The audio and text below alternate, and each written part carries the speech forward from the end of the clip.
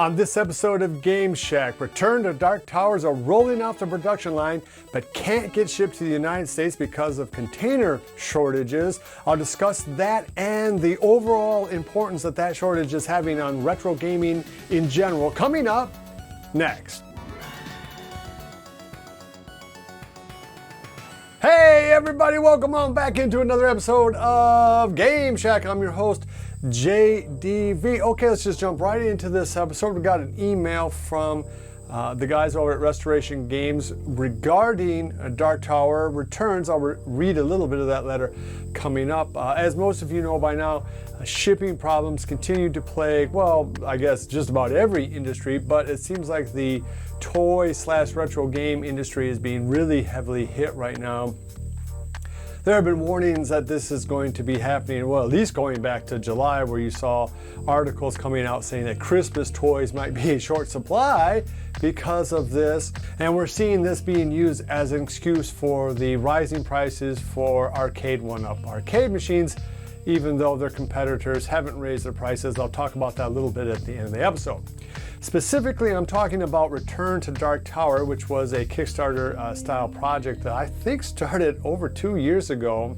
I predicted last year that late August would be the earliest that we would see these games coming, and it seems like that's going to be put back to maybe November or God knows when. And that's because not only are the cost of shipping these shipping containers across the Pacific gone up in price, apparently they can't even find them to ship at all. So let me read to you the statement from Restoration Games, the people who are making Return to Dark Tower.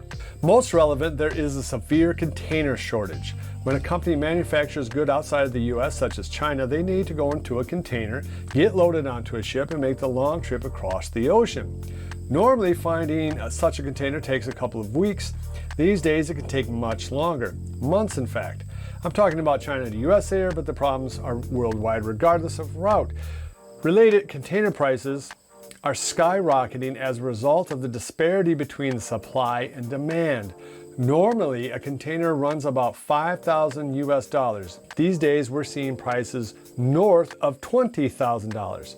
I'm not providing this information to discourage you, but these are the facts on the ground, and we have to deal with them. And again, more specifically for Dark Tower Returns, the first 2,000 finished games should be ready to leave the warehouse this week, and then they estimate 3,000 completed games per week after that. But the problem is that these things are sitting in the factories because they cannot find the shipping containers to get them into. Some of you have asked about how the rise in container costs will impact the project. It's not ideal, of course, but we will not ask you all to bear any of that additional expense, but it is one of the factors in raising the MSRP to $190. So what's the overall lesson to be gained from this email from Restoration Games about Return to Dark Tower? Well, it's that these container shortages are real. It's that the price increases on both those containers and the shipping fees for getting those containers over to US docks in LA have gone up. That is a real, actual thing. So you can understand why a company like Arcade1up has raised their prices up. Now, have they raised them up past a point that you can justify it? Arguably yes, but we don't know all the details. Could you argue that they could make a little less profit margin, at least for this year, and continue to satiate their fan base?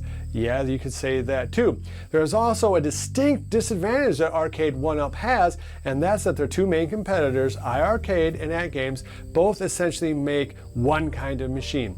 The ALU is the ALU. They can just kick those things out, and then when they ever get a shipment, it goes right to where they wouldn't need to go. Same thing with the iArcade. Yeah, there's a couple of different skins you can get, I think 4 or 5 now, actually, maybe even 6.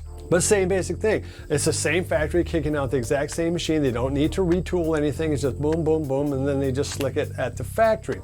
That's a big, big advantage when you're looking at the shipping containers, because remember, these Arcade1up boxes, that's a huge component of this, are going to be different shapes. Like the box that the Outrun cabinet was twice as big as the Pac-Man Legacy cabinet. What's the bottom line on all of this? Well, it's a changing marketplace. It may well be that Arcade1up is justified in charging these prices, but it may also well be that the audiences don't care, that we just don't care. Well, we understand that this thing's costing you $200 more to ship over here.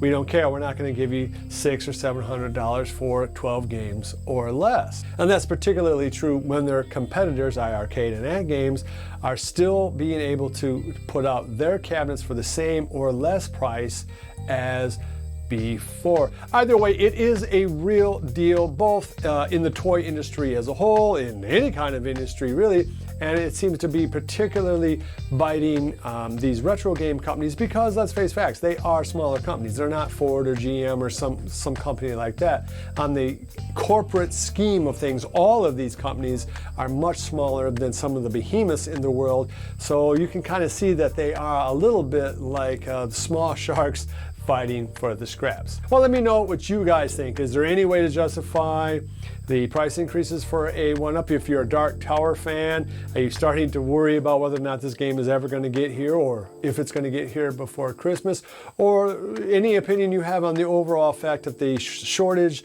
of containers is having on this industry? If you like this sort of content, please give me a thumbs up on the way out the door. It really does help this channel. Subscribe if you haven't, hit the notification bell. Love each other, and until next time, I'll see you guys in the Game Shack. Mwah! This is my Dark Tower game now. Seriously, if any of you guys know where I can send this thing to get it fixed, let me know in the comments down below. And I'll love you even more than I already do. Oh, baby. Be sure to visit evilgeniusentertainment.com for exclusive content, swag, casting call news, and much, much more.